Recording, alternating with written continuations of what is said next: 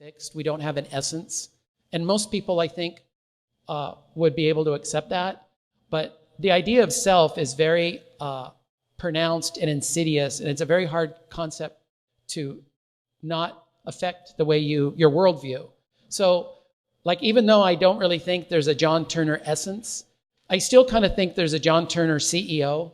Like, there's someone in my mind that's kind of controlling what I think about.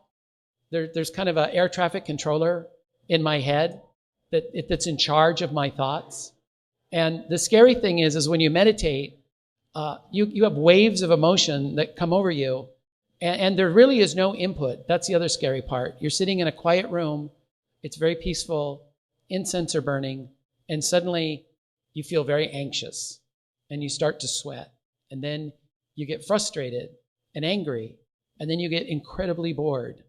And then there's a ticking noise that's driving you mad. And these emotions, you don't think about thinking about those things. They just come into your mind without any sense of intention. And so what we're doing is we're developing kind of an inner awareness of how we're thinking and feeling.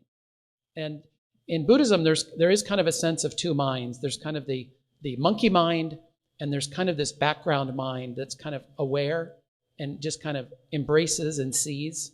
So we try to maybe pull those two apart, because the monkey mind kind of overwhelms the mind that's aware and that just sees things as they are.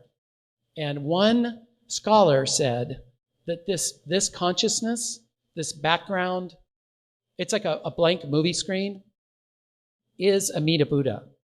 That's what Amida Buddha is. It's the mind that accepts all things as they are without judgment, just as you are. Okay, so this is the kind of the background for this, the Buddhist background for this article. Over the past 3 years, I've had one major goal in my personal life: to stop being so angry. Anger has been my emotional currency. I grew up in an angry home. Door slamming and phone throwing were basic means of communication. I brought these skills to my 20-year marriage. "Why are you yelling at me?" my husband would say. "I'm not yelling," I'd retort. "Oh, wait, on second thought, you were right. I'm yelling." Then 3 years ago, an earthquake hit our home. We had a baby girl, and all I wanted was the opposite. I wanted her to grow up in a peaceful environment, to learn other ways of handling uncomfortable situations. So I went to therapy. I kept cognitive behavioral therapy worksheets. I took deep breaths, counted to 10, and walked out of rooms. I even meditated at night. These strategies helped me manage the anger, but they never really decreased it. It was like keeping a feral horse in a barn. I was contained, but not really domesticated. Then 6 months ago, I was talking with Lisa Feldman Barrett, a psychologist at Northeastern University. Right at the end of the hour-long interview, she tossed out this suggestion: "You could increase your emotional granularity." My emotional what? Go learn more emotion words and emotion concepts from your culture and other cultures, she added. Over the past 30 years, Feldman Barrett has found evidence that anger isn't one emotion, but rather a whole family of emotions. And learning to identify different members of the family is a powerful tool for regulating your anger, studies have shown. Anger around the world. What you feel when you're angry depends on the situation, what your past experiences are, and how your culture has taught you to respond, she says.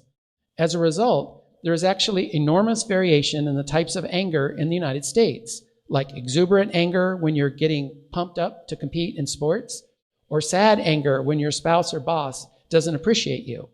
When you look at other cultures, the variations explode. Germans have a word that roughly means a face in need of a slap. I'm not going to try that. Is Bob Bolander here?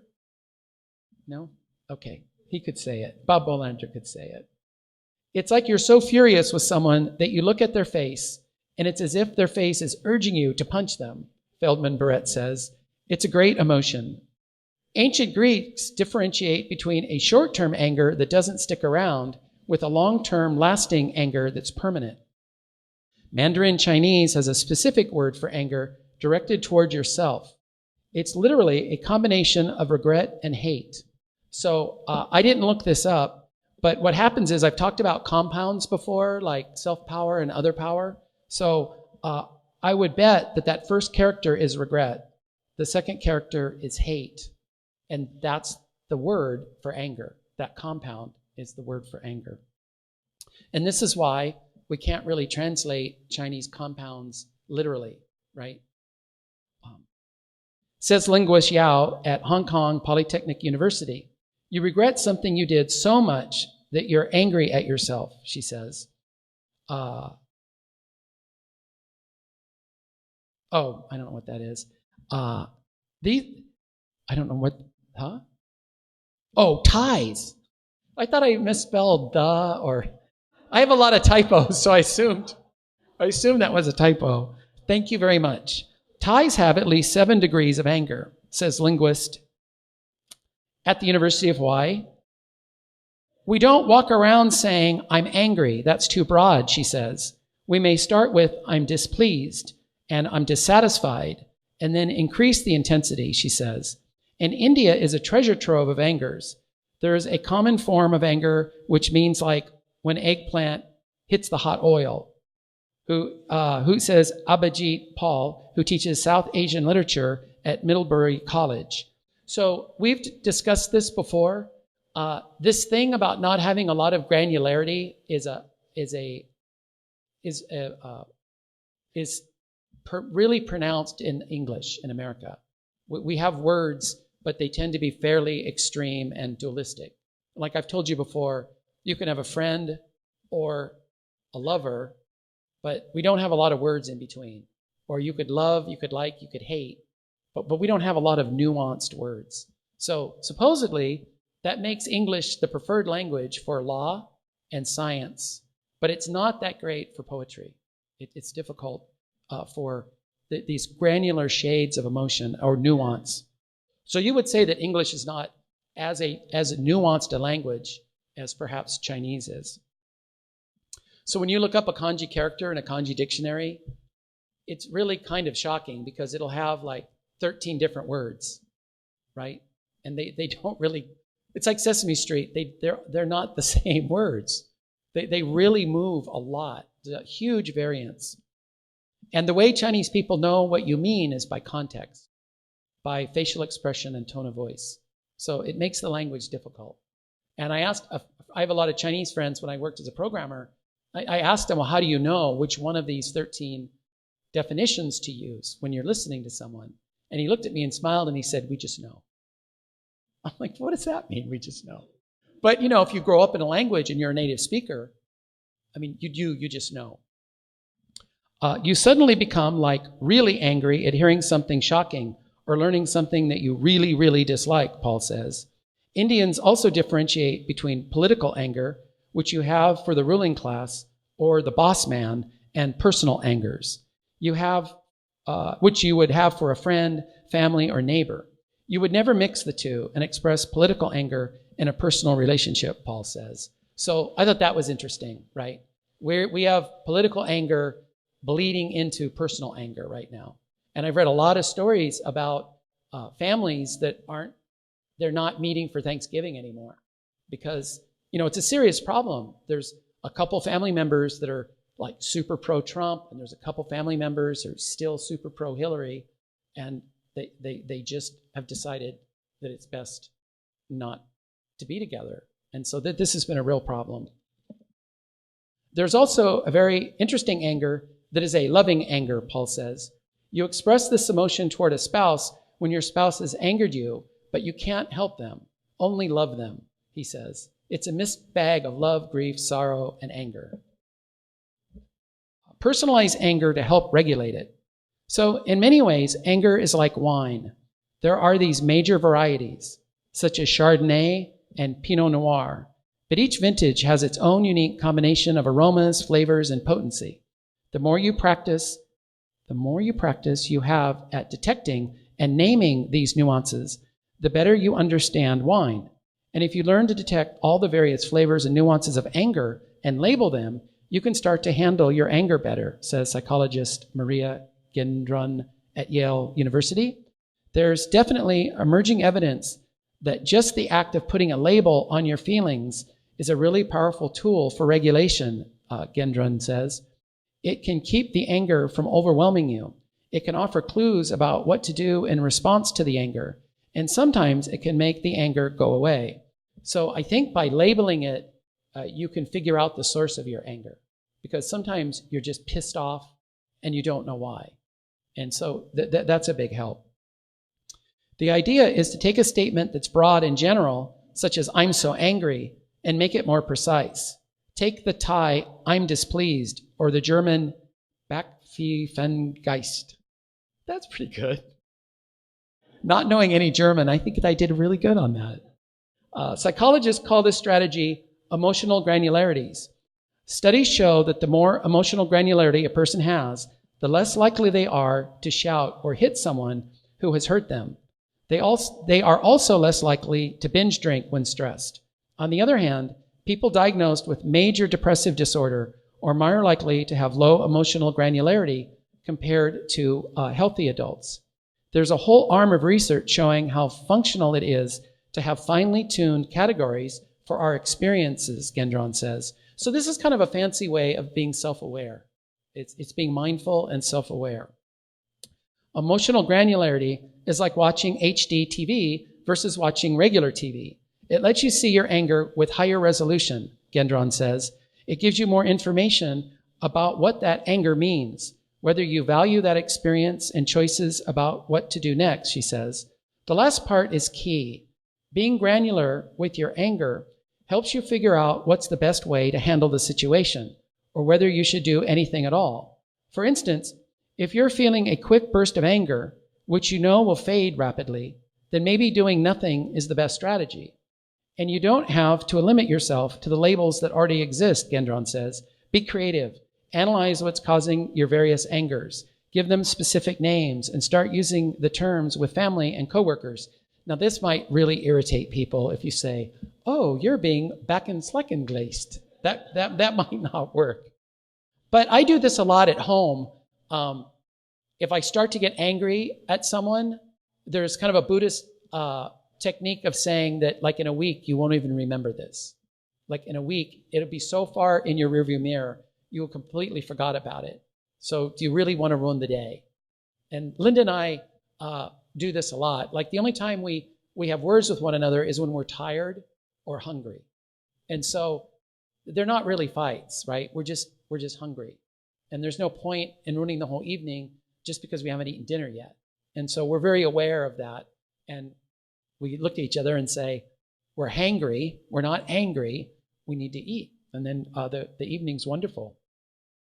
If you're making a practice in your family of coming up with words and using them together, that actually can regulate physiology, she says. That can resolve the kind of ambiguity about the situation. Personally, I found this strategy the most helpful.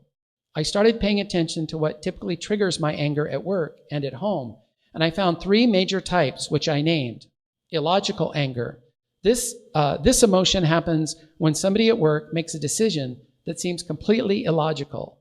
Once I labeled this anger and started tracking what happens afterwards, I quickly realized that trying to convince an illogical person of logic is often futile and a waste of time. Hurry up anger.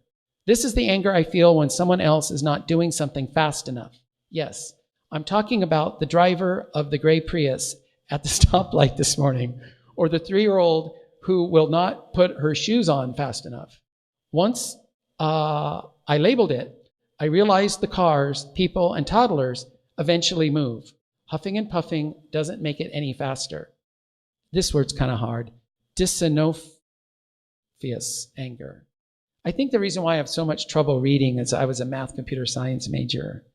This is my favorite anger and has the biggest impact on my life. I wanted to figure out how to decrease yelling at our house. So I started paying attention to what often occurred right before the screaming began. It was super obvious. The dog was barking and the toddler was screaming. Basically, 2 loud sounds simultaneously.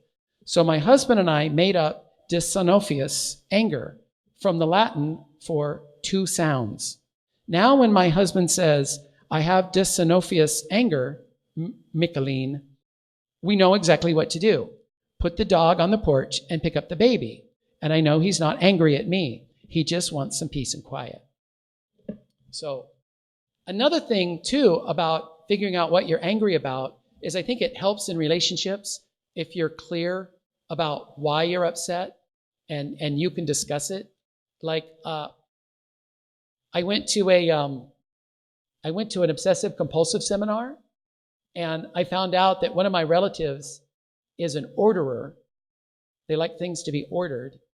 And then there's checkers. And then there's germaphobes. And then there's people who, I guess, don't have anything. As I was listening to the person talk, I realized my friend was an orderer and that I'm a checker. And we get along well because I check things, but they're already in where they're supposed to be. So we work well with each other. And I also discovered that you can be functional. Everybody is on the continuum of these things. You might be somewhat of a sorter or somewhat of an orderer, but as long as you stay calm and you're not stressed, you remain highly functional.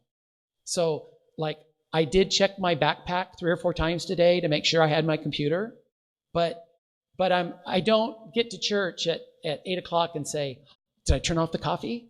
I got to drive back home and check the coffee. I don't. It doesn't disrupt my day. It's not overwhelming. And so in being a checker to some point is actually highly desirable.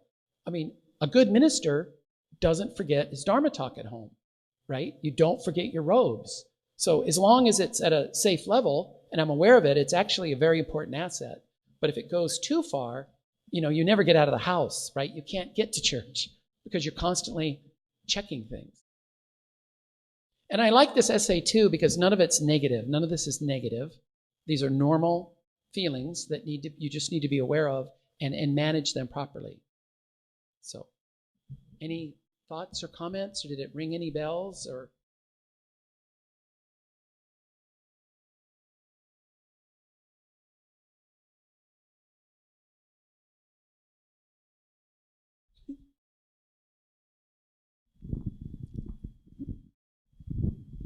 Hi, John.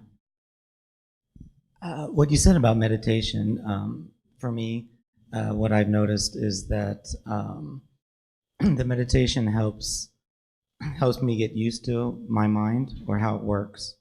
And so the meditation helps you get used to it. And so I realized that those angry thoughts or any thoughts will come and they will go, if I keep in mind impermanence.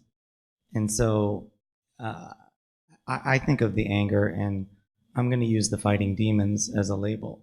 To when those thoughts come outside of meditation, I try to visualize it as it coming into an inbox, like on an office desk. Mm-hmm. And then my response that I almost can't help, I put into the outbox, where I'm going to put the fighting demons in that box and then leave it. Yeah. Because there's probably something else coming in the inbox. Right. That I'm going to have to put in the outbox. Right. So that's a very good approach. It's not you. It's just an emotion that you're. Another thing that some people have noticed with meditation is sometimes you feel like you're getting worse, but you're just noticing things now. That's all. So it was always there. It's just we're unaware of it. So a lot of times we have righteous anger, self-righteous anger. But when you start to practice Buddhism, I've had people tell me, I think I'm regressing because I'm noticing I seem more angry now than I was before I practiced. And you're not getting worse. You're getting much better because now you're aware. You're more aware, that's all. It's gotten better. It's just you're more aware of it.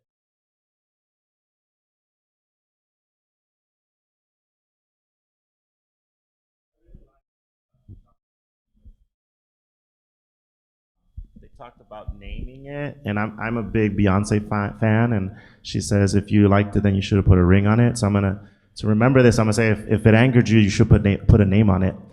And but yeah, I really think that it's true awareness. will help guide you, because oftentimes it's like I feel like I get angry a lot, and especially now with like politics and opening up my phone, and I'm like, so and so said this now, and now he said this, and now he said, I'm like, it angers me. And I didn't know that there was like political anger in India and like versus relative anger, and I think that, yeah, like naming it then just gets you that first step into awareness, and then understanding like, then where does this anger come from, and then how I can then allow it to just sit and just be. And then it reminded me too of a previous talk about treating your anger like you treat a baby. So like the baby's crying, then you go and tend to the baby. So it's like treating your anger like a baby, like you're angry, so now let's tend to this baby of anger instead of lashing out. But yeah, so if it angered you, put a name on it. Just a quick note. There's to various cultures with different words for, but I hand out an emotion wheel which groups English words for the nuances of anger and other things. And so English has dozens of emotion words. We just don't use them or label them. So right. I'll bring you the emotion wheel sometimes. Oh, you can add it to There are words, but we don't, you're right, we don't seem to use them much. Like I tried to think of lots of different, like you could be fond of someone. You know, there are other words. We just they seem to be kind of fallen out of favor for some reason.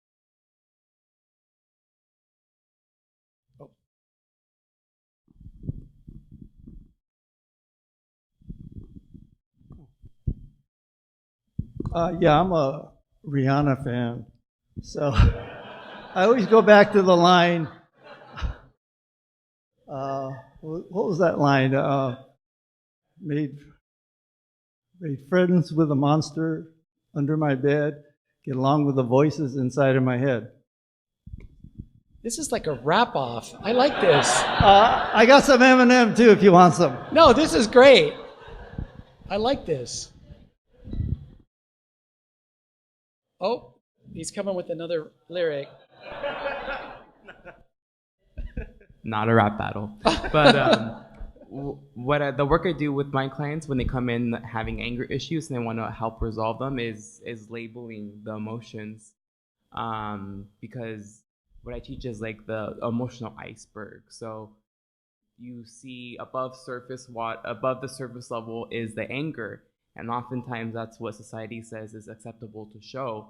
But under the water is all the different feelings you can see, like sadness, frustration, anything that can cause the anger. So what we have to do is connect the anger to the emotion, then you can bring that feeling up to surface and then properly express what you need and how to kind of overcome and sit with those feelings. So it's just primary and secondary feelings. So the work is just to, express them properly. Yeah, I think that's an excellent strategy. There's also, we got into this debate at one of the temples I was at, and again, I thought of a really good answer, but I was already home. We got into this debate about whether logic and reason is separate from emotions. And Buddhism would say no, right? It's a continuum. But there's a lot of research done now that anger is actually a way of thinking. So when you get angry, it actually affects the way you think. You become very short-sighted, very in the moment. You don't consider the consequences of your actions. It affects the way your perceptions change. It's a way of thinking.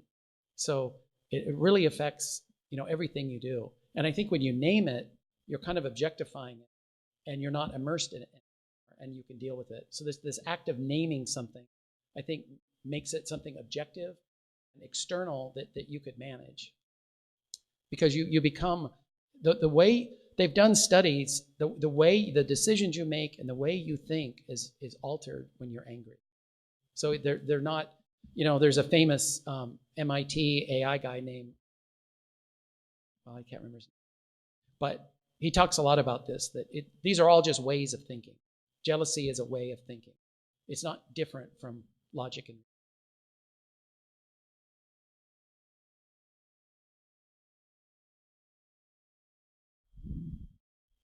Thank you. I just wanted to say that whenever I get upset or have anger, I would write down in my diary Mm-hmm. all my thoughts, how I felt. And then, a week or so later, I would go back and read about it, and I see how, my mental state was, and I realized, that wasn't really worth all that effort, to be upset. It was, rather minor. But looking back on it, Right. so I think for me, writing it down does help me a lot. Yeah. So we've talked about journaling as another really important coping skill. Is just, again, you're acknowledging it, you're making it external, you're writing it down, and you're looking, and then you can deal with it. Okay. Yeah, when I was Thank you. I have to say, I kind of feel like I relate with Hector a lot because, like you, I'm always angry. Like, it just never ends. But what I've been trying to do is learn how to manage it better, to channel it better, because the things that make me angry are probably not going to necessarily stop unless it's something petty. Then I know it's not really worth it. But usually the things that anger me, I'm not angry because I'm taking it personally. I'm angry because people are sometimes they're just jerks, and I may not always have context, which we talk, a lot about here, with having compassion, and I'm aware of that. But one of the two things I started incorporating this year that I feel like helped, kickboxing is really great, because I'm not hurting anyone. And afterwards, because I was afraid, oh my God, am I just rehearsing my anger? But afterwards, I just sleep like a baby. But another thing was, if something is starting to escalate, if I can start to feel like anger is escalating by something that somebody's doing in particular, I think that might fall under the personal anger, and that's something I have a little bit more control over. I have to address it, but before I get to the point where I'm gonna blow up. Because if you get to that point where you're yelling at people, as you know, it never really ends up anything well. Then it just, more anger feeds more anger, and then it's not helping anything. It just makes a negative situation already more negative. But by me expressing to someone when they're already crossing the line and letting them know why, and still letting them know in a calm way before I blow up, then it really helps keep things not negative and not toxic, and it's able to manage and make a more positive situation. So, yay! Yeah, so I think sometimes I think in Buddhism they think that a good Buddhist should never get angry, and I don't think that's correct. I mean, sometimes you're justified, and you need, rather than just lashing out and being angry, you want it to be constructive. You want to manage it. You want to be able to speak calmly to people and let them understand how you feel. I don't know if I told you this, but one of the benefits of Buddhism is I used to get angry and I couldn't. So this is one of the things that happens when your brain is thinking angrily. Your ability to articulate verbally starts to shut down, right? It's hard to talk and think when you're angry. So I'm way better at my comebacks now. Because when people say something mean to me, I don't get angry, but I have these really good zingers now. Because I realize I can think. I'm still thinking calmly, and I'm able to respond. And before I would just be like, oh, and walk away. So, it helps. It keeps you thinking. And talking things out to a partner about what is really bothering you and why is a very healthy conversation to have. So, anger is not negative if you manage it and you use it in constructive ways, and it's not, and you realize this is a valid anger. This is something that upsets me, and there's good reasons for it, and to me this is an important issue, and I want to address it. That's a healthy approach. So, okay, very good. Thank you. We'll close with Gasho. Namo Amida Butsu. Namo Amida Butsu. Namo Amida Butsu.